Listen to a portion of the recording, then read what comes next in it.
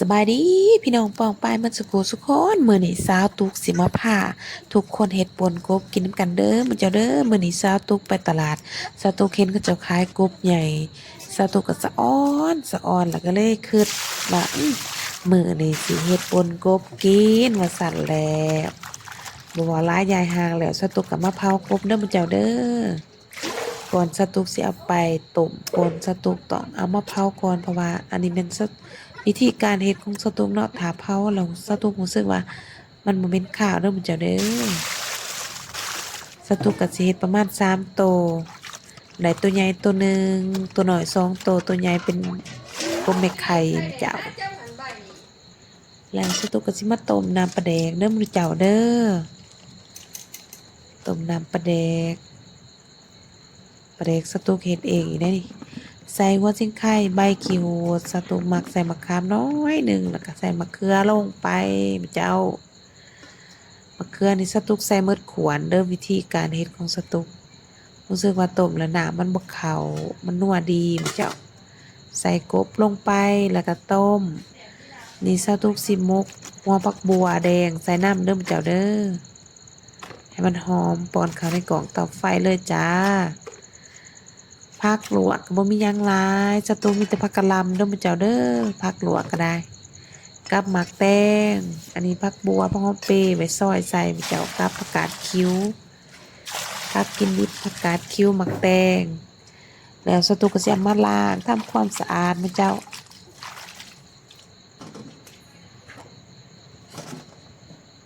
มีหมักแต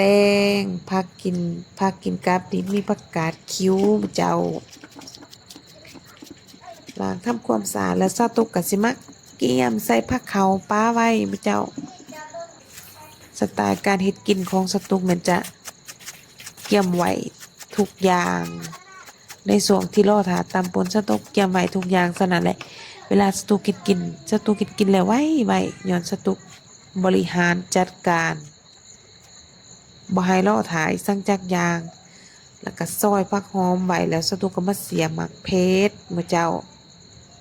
เสียบหมักเพชรไว้รอทาซ้ำซาปนซุปมื้อเจ้านี่สตูมกผักบัวหัวแดงไว้ใส่กระสุกแล้วผักบัวหัวแดงสตูกระสุกแล้วต้มปนสตูกระสุกแล้วสตูก็สิมาเทออกให้มันเย็นมื้อเจ้าเพราะว่าสตูเสียวหม้อไว้ไปลวกผักนี่สตูก็มาปิ้งหมักเพชรจีหมักเพชรเด้อมื้อเจ้าเด้อจีสูงๆให้มันคอยสุกมันจึงขอบมันจึงสุกดีเด้อมื้อเจ้าเด้อมันจึงขอบมันจึงตำง่ายเอาลงตำร้ายมันใหม่ก่อนสุกมันตำมันกันหยาบมื้อเจ้าแล้วก็สตูกะข้างน้ำสิลวกผัก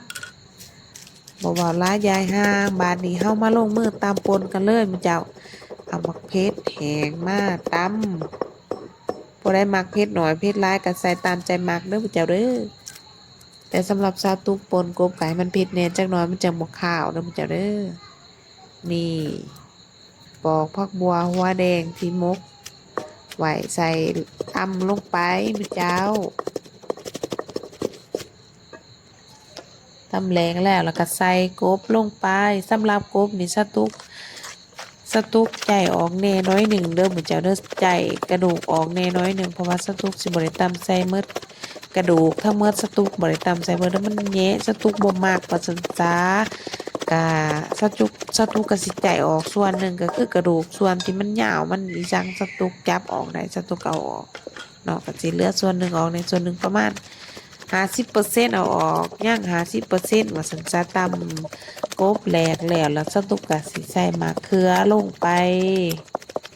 บ่ได้มักแหลกน้อยแหลกหลายก็จัดตามใจมักเด้อมื้อเจ้าเด้อแล้วก็ใส่น้ำปลาแดกลงไปป่นสตุกนี่สิบ่มักแข็งเกินไปแล้วก็บ่มักแล้วเกินไปเอาซ้ำพอดีนี่แหละเนาะมื้อเจ้าเนาะใส่น้ำปลาแดกลงไปแล้วก็คนๆๆแล้วก็ซีมพอดีแล้วก็ใส่ผักบัวหัวหอมลงไปที่เฮาซอยนั่นแหละมื้อเจ้าสตุกใส่ผักบัวกับผักหอมเปรย์เด้อมื้อเจ้าเด้อ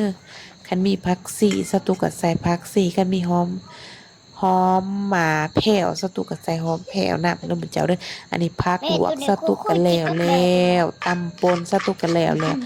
สตุกก็สิมาจัดผักขาวหาผักขาวเลยมื้อเจ้าเกียมลงมือเลยมื้อเจ้าเกียมไปกินข้าวเลยมื้อเจ้าเพราะว่าสตุกก็หิวแล้วมื้อเจ้าเอ้ยป่นกบนี่แฮงโดนแล้วบ่ได้กินสตุกคือฮอดแซ่บเด้อมื้อเจ้าเด้อสตุกลงมือเฮ็ดเองแซ่บขนาดมื้อเจ้ามาเด้อพี่น้องปองปายหมดสุขุสุคนมากินกับสตุกเด้อ